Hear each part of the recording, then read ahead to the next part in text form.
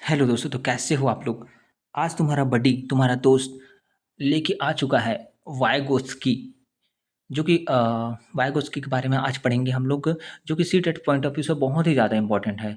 Guys, इसमें आपको पूरा कॉन्सेप्ट क्लियर हो जाएगा वाइगोत्स्की के बारे में, ठीक है? तो चलो स्टार्ट करते हैं। मुख्य विचार देख लो, कोर आइडियाज़। उन्होंने लेव वाइगोत्स्की ने बोला था कि सीखना एक सामाजिक प्रक्रिया है। जो बच्चा होता है वो समाज में इंटरेक्शन करके ही सीखता है। देखो, संज्ञानात्मक विकास सामाजिक संवाद और भाषा के माध्यम से होता है, ठीक है? जब तक कोई बच्चा समाज में इंटर नहीं करता तब तक नहीं सीख पाता। वहीं जाने के बाद उसका भाषा का विकास होता है और वो कुछ भी चीज़ सीखता है। अधिगम से विकास होता है, सीखने के बाद ही विकास होता है। अब देखो, इन्होंने कुछ चीज़ों के बारे में बताया था, जैसे कि ज़ोन ऑफ प्रॉक्सिमल डेवलपमेंट, ज़ेडपीडी, ठीक है? ज़ेडपीडी को हम लोग अच्छे से समझते हैं। देखो, ज़ेडपीडी होता क्या है? मैं ज़ूम कर देता हूँ थोड़ा-सा। ज़ेडपीडी होता क्या है? यहाँ वह अंतर है जो बच्चे की वर्तमान विकास स्तर और संभावित विकास स्तर के बीच होता है, ठीक है? क्या होता है, जैसे कि ज़ेडपीडी वर्तमान में बच्चा जितना सीख पाता है, कोई और व्यक्ति आके उसे कुछ सहायता प्रदान करता है, ठीक है? जिससे वहाँ उस संभावित क्षेत्र तक पहुँच जाता है, जितना वो सीखना चाहता है, ठीक है? सीख सकता है उस संभावित क्षेत्र तक, उसे ही ज़ेडपीडी कहते हैं। ज़ेडपीडी मतलब जैसे बच्चा अपने खुद से जितना सीखेगा, वो तो अलग है। जैसे कि मैं बताता हूँ आपको, देखो, मैं यहीं बताता हूँ, देखो, जैसे कि ये बच्चा है, ये बीच में बच्चा है, ठीक है? तो बच्चा यहाँ तक सीख पाएगा, ये वाला स्तर तक सीख पाएगा, लेकिन जब कोई उसे सहायता प्रदान करेगा, ठीक है? कोई सहायता प्रदान करेगा, तो वो इस वाले क्षेत्र तक पहुँच जाएगा। इसे ही क्या बोलते हैं? ज़ोन ऑफ प्रॉक्सिमल डेवलपमेंट, ठीक है? अंडरस्टैंड? समझ आया? देखो, ये यहाँ पर उदाहरण दिया गया है ज़ेडपीडी का।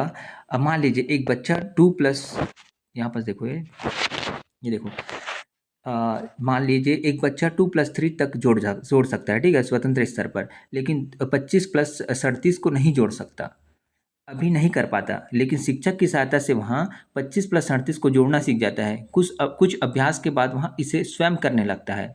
यही क्षेत्र ज़ेडपीडी कहलाता है।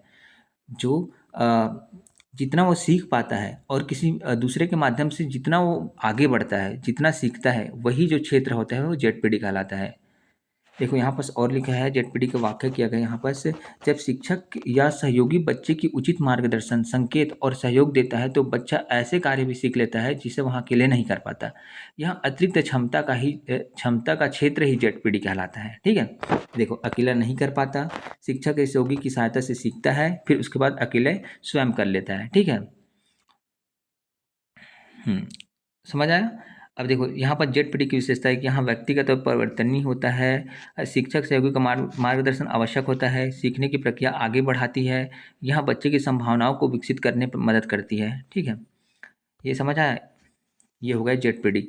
अब उन्होंने एक और कॉन्सेप्ट दिया था, स्कैफोल्डिंग, ठीक है? स्कैफोल्डिंग होता क्या है, देखो, यहाँ शिक्षण की वह प्रक्रिया है जिसमें शिक्षक, यहाँ पर देखो, यहाँ पास, यहाँ शिक्षण की एक प्रक्रिया है जिसमें शिक्षक या सहयोगी बच्चे की वर्तमान क्षमता और संभावित क्षमता के बीच को अंतर को पाटने की उचित सहायता प्रदान करता है, ठीक है? क्या होता है, ज़ेडपीडी आप समझे नहीं। जैसे बच्चा अपना, जैसे कि मैं यहाँ बताता हूँ, बच्चा इतना सीख पाता है, ठीक है? लेकिन ज़ेडपीडी अगर कोई सहायता प्रदान करता है तो वो अपने ज़ोन ऑफ प्रॉक्सिमल डेवलपमेंट तक पहुँच जाता है, मतलब यहाँ पहुँच जाता है, यहाँ से बच्चा यहाँ पहुँच जाता है, ठीक है? यहाँ तक। तो होता क्या है, इस बीच के अंतर, अर्थात ये बीच में दी गई जो सहायता होती है, ठीक है? बीच में किसी के द्वारा जो दी गई सहायता को ही अपन क्या बोलते हैं? स्कैफोल्डिंग कहते हैं, ठीक है? देखो, स्कैफोल्डिंग के प्रकार देख लो यहाँ पर। ये प्रकार देखो, मौखिक सहायता, समझाना, बताना, सुझाव देना, संकेत देना, इशारे, संकेत, हाव भाव करना, ठीक है? जिससे वो जो ना प्रॉक्सिमल डेवलपमेंट तक पहुंच सके। उस बीच में जो आप कोई भी मतलब शिक्षक है या साथी है, वो उसको सहायता देता है, ठीक है? सहायता प्रदान करता है, वही स्कैफोल्डिंग कहलाता है नॉर्मल भाषा में। देखो, सॉरी, यहाँ पर देख लो, ये यहाँ पर आपको स्टेप बाय स्टेप समझ आएगा। सहायता प्रदान करना, ठीक है? यहाँ पर क्या है, सहायता प्रदान किया जा रहा है, फिर संयुक्त रूप से कार्य करना, दोनों संयुक्त रूप से कार्य कर रहा है, फिर धीरे से क्या है, सहायता को कम कर दे रहा है, ठीक है? इसकी जो मैम है वो सहायता को कम कर दे रही है, फिर वो स्वतंत्र रूप से कार्य करना शुरू कर देता है, ठीक है, ऐसा होता है। तो वो बीच में जो ज़ोन ऑफ प्रॉक्सिमल डेवलपमेंट में पहुँचने तक जो बीच में जो सहायता दिया जाता है, वही इसको स्कैफोल्डिंग कहलाता है। अब देखो स्कैफोल्डिंग की विशेषताएँ देख लो। बच्चे की आवश्यकता के अनुसार सहायता देना, अस्थायी सहायता होती है, ये बहुत ही अस्थायी सहायता, छोटा सहायता होता है, ठीक है? जैसे कि कोई बच्चा साइकिल सीखता है, ठीक है? तो साइकिल को अपन पीछे से पकड़े रहते हैं, उसकी मम्मी या पापा किसी बच्चे को जैसे साइकिल सिखाते हैं, तो पीछे से पकड़े रहते हैं। फिर उसके बाद अचानक से धीरे-धीरे आगे बढ़ता है, फिर छोड़ देते हैं।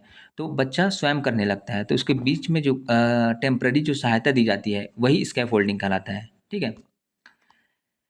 तो आपको समझ आ गया होगा गाइस। आशा करता हूँ कि वीडियो आपको अच्छी लगी होगी। अगर वीडियो अच्छी लगी होगी तो वीडियो को लाइक करो, चैनल को सब्सक्राइब करो। मिलते हैं अगले वीडियो में, तब तक के लिए bye bye, have a nice day. आप अच्छे से पढ़ लेना गाइस। धन्यवाद।